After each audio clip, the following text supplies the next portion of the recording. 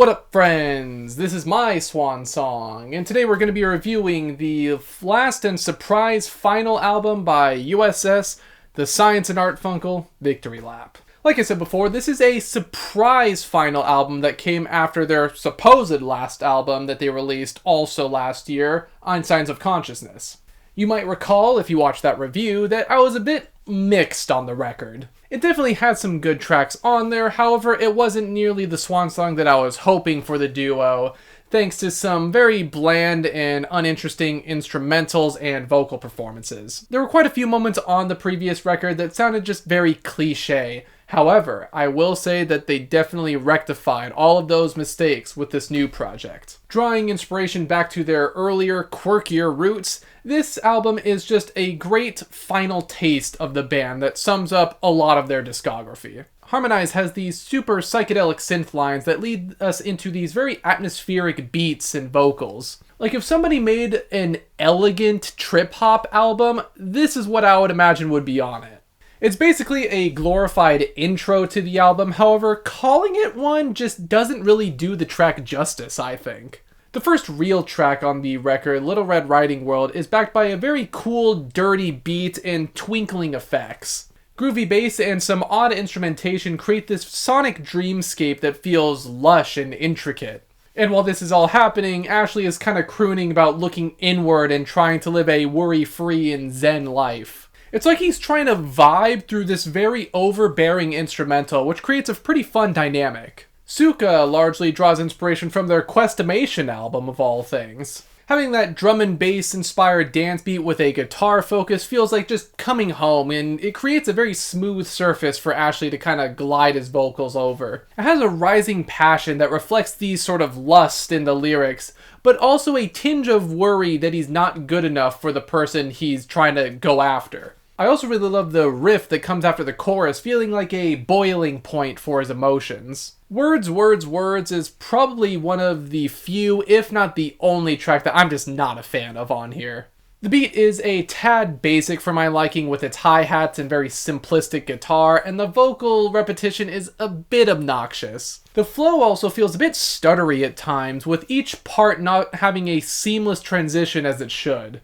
It just feels very sparse and formulaic compared to a lot of the more dynamic instrumentals and beats on this project. I Love My Friends is a more straightforward rock track, which is pretty unconventional for the duo. It's not a bad song per se, as they use a few electronic flourishes to kind of distinguish it from other rock tracks. However, it does show that their fusion of rock and grunge with electronic instrumentals is what made them unique, not necessarily the separation of those elements. It also feels like it was mixed weirdly, feeling oddly quiet and compressed, with Ashley's vocals kind of just being muffled under the instruments. It's standard, but it's not the worst thing out there, and I can appreciate the sort of conflict of mind and heart expressed in the lyrics. Slowing it down a bit with Belladonna Killz, we get a sort of chill, mellow ballad that's essentially a cry for help. It's a bit foreboding with a very slow bongo beat and sluggish vocals and violins and synths that make up the majority of this track. The depressive instrumental matches the feeling of being locked inside your own head perfectly, and the build-up to the very bombastic outro is pretty well done.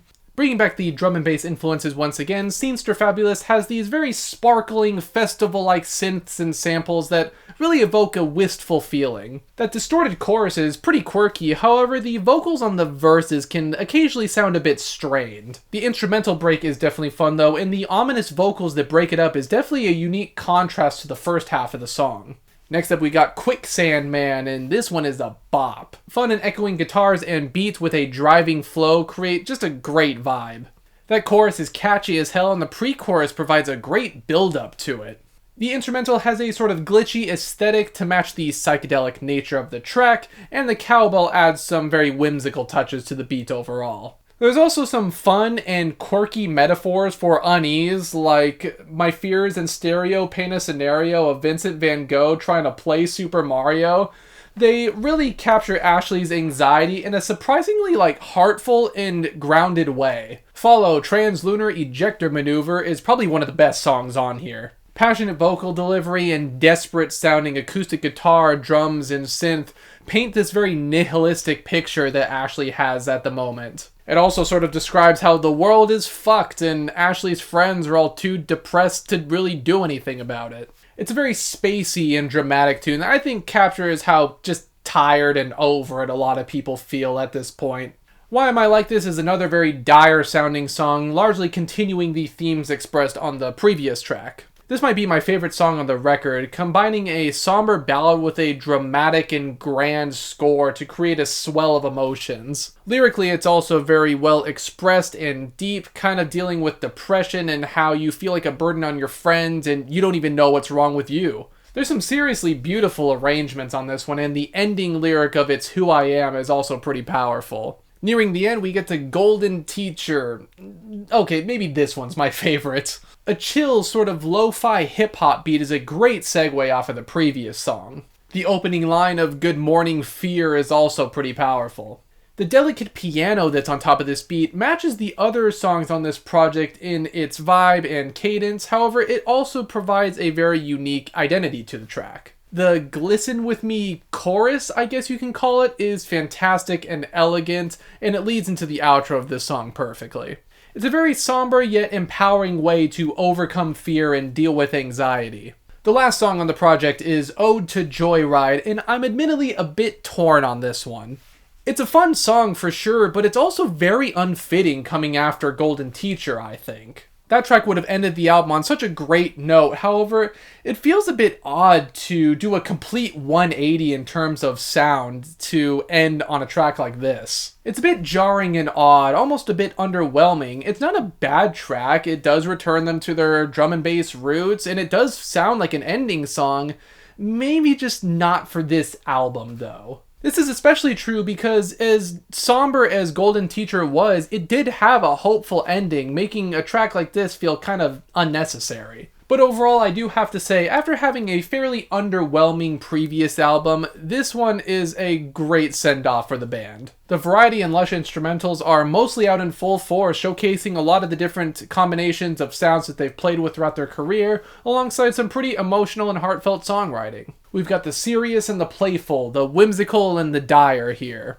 There are some moments that are instrumentally less interesting or vocally strained, and I suppose sometimes the mixing sounds a bit off, but these problems are largely few and far between. I feel like it's a bit difficult sometimes to pick out standout songs. Sometimes some of the sounds can kind of meld together, but the sounds were largely good, so it's not too big of an issue. The track order could have used a bit of work, and ending with Ode to Joyride and not Golden Teacher was an odd decision. However, I was really digging this. I am feeling a decent 8 on the latest and probably final USS album. Of course, you do have to talk about album covers on this show, and this one's like, okay, I can kind of get the Victory Lap feel from the cover. However, it does feel a bit amateurish at times. The photo quality isn't that great. Color scheme is a little all over the place, and I'm not sure how I feel about the subject matter because it doesn't really fit the lyrical angle over a lot of this. It more fits the concept of a final album.